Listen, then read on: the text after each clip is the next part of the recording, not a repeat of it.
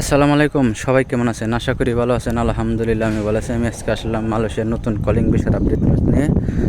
কয়েক ভাই জানতে চেয়েছে, লিখেছে কমেন্টে, ভাই মালয়েশিয়ার নতুন কলিং বিষয় মুরগির ফার্মে, গরুর ফার্মে, ছাগলের ফার্মে এবং কি সবজি বাগানে, নার্সারিতে এই সমস্ত বিষয় কি যাওয়া যাবে? তবে সর্বপ্রথম একটা কথাই বলবো ভাই, এখানে সব কৃষিকাজের বিষয়, তবে আপনারা সবাই আসতে পারবেন।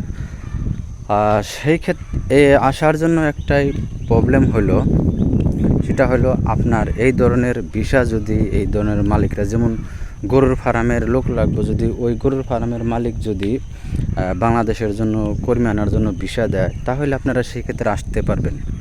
আর যদি ভিসা না থাকে তাহলে আপনি তো আসতে পারবেন না। গেল নার্সারি, সেম একই সিস্টেম। নার্সারির মালিক যদি বাংলাদেশে কর্মী আনার জন্য বাংলাদেশে ভিসা পাঠায় আবেদন করে, বলে আমার বাংলাদেশি কর্মীর প্রয়োজন, তাহলে সেই ক্ষেত্রে আপনারা যদি ভিসা পাঠায় বা ভিসা অনলাইন হয়ে থাকে, অবশ্যই আপনারা সেই ক্ষেত্রে মালয়েশিয়া আসতে পারবেন নার্সারির কাজে। সেম সবজি বাগানেও একই সিস্টেম। মালিক যদি ভিসা পাঠায়, তাহলে আপনি সেই মালিক যদি আবেদন করে মালয়েশিয়ার সরকারের কাছে, যে আমি বাংলাদেশ থেকে কর্মী আনার জন্য ভিসা বা 10টা বা 5টা যে কোনো একটা, যে কয়জন লোক তাদের লাগবে, ওই কয়জন অ্যাপ্লাই করব। তবে সেই ক্ষেত্রে যদি আনার ইচ্ছা থাকে, তাহলে ভিসা থাকে, তাহলে আপনারা আসতে পারবেন মালয়েশিয়ায় নার্সারি ভিসা। কারণ তারপরে আপনার ওই গরুর ফার্ম, ছাগলের ফার্ম, কৃষিকাজের বিষয়, মোট কথাই আপনারা আসতে পারবেন। এ জায়গায় কোনো বাধা বিচার হবে না, শুধু ভিসা থাকতে হবে। বাংলাদেশ কর্মী আনার জন্য ভিসা থাকতে হবে, তাহলে আপনারা আসতে পারবেন। আর যদি ভিসা না পাঠায়, যদি দেখা যাচ্ছে আপনার এই ধরনের কাজের মধ্যে লোক আনার অনুমতি আছে, মালয়েশিয়া সরকার অনুমতি দিয়েছে, কিন্তু কোম্পানির যদি লোক না লাগে, ভিসা যদি না পাঠায়, তাহলে তারা আপনি আসতে পারবেন না। তাই সেই ক্ষেত্রেও যদি আপনারা যাচাই বাছাই করে নেবেন কি কোম্পানিতে পাঠাইবার চায়। যদি আপনার কোনো এজেন্সি বলে নার্সারির বিষয়, এরপরে কৃষিকাজে, যেমন সবজি বাগান, আপনার ওই গরুর ফার্ম, ছাগলের ফার্ম, এরপরে নার্সারির বিষয় আপনারা পাঠাইব, তবে সেই ক্ষেত্রে আপনি কোম্পানির নাম যাই না, কি কোম্পানিতে পাঠাইব, আপনি গুগলে সার্চ দিয়া দেখবেন কোম্পানি ঠিক আছে কিনা বা অরিজিনালভাবেই পাঠাইবার পারবো কিনা। আর অবশ্যই এজেন্সিটা যাচাই করবেন সে নিয়োগ অনুমতি পাইছে নাকি মন্ত্রণালয়ের, তাহলে আপনি সঠিকভাবেই আসতে পারবেন।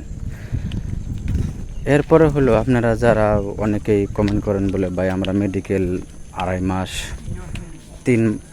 2 মাসের বেশি হয়েছে বা 1 মাসের বেশি হয়েছে আমরা মেডিকেল হয়েছি, এখন আমাদের কোনো কিছু অনলাইন হয় নাই বা অনলাইন আসে নাই। তবে সেই ক্ষেত্রে একটা কথাই বলবো, আপনারা যারা মেডিকেল হয়েছেন অবশ্যই যাচাই বাছাই করে নিছেন নাকি তা আমি বলতে পারি না। আর ওই এজেন্সি আপনার নিয়োগ অনুমতি পাইছে কিনা কর্মী পাঠানোর জন্য মালয়েশিয়া, যদি নিয়োগ অনুমতি না পাইয়া থাকে, তাহলে আপনাদের পেপার কখনোই অনলাইন হইব না। কারণ সে কখনোই আপনাদের পেপার মালয়েশিয়া পাঠাইতে পারবো না, আপনারা কখনোই কলিং পেপার হাতে পাবেন না। তবে অবশ্যই সেই ক্ষেত্রে আপনারা যাচাই বাছাই করে নেবেন। তবে আশা করা যায় যে সময় বৃদ্ধি করেছে 2 মাস, যদি কোনো এজেন্সির নিয়োগ অনুমতি না পাইয়া থাকে, সেটাও ইনশাল্লাহ তারা জোগাড় করে ফেলবো বা পাইয়া যাব। তবে যাই হোক, সব দিক দিয়ে আপনারা চিন্তা ভাবনা করে টাকা পয়সা জমা দেবেন বা লেনদেন করবেন।